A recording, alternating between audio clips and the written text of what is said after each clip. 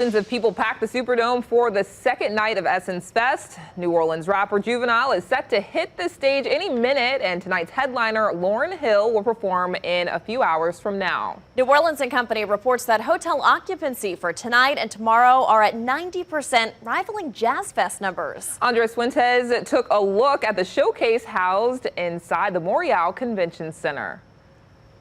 For this weekend, tens of thousands of people will walk down that signature purple carpet at the Montreal Convention Center, all enjoying the talks, the giveaways,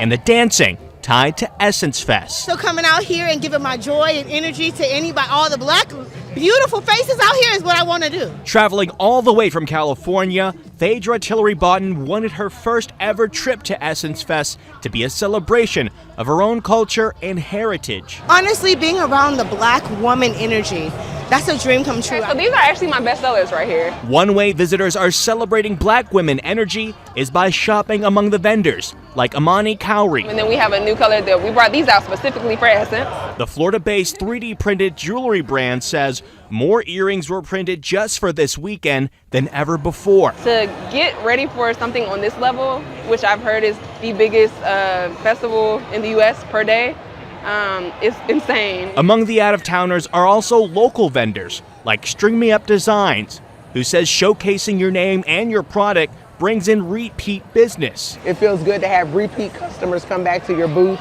and actually buy and still wearing the items that they purchased from you 3 years ago.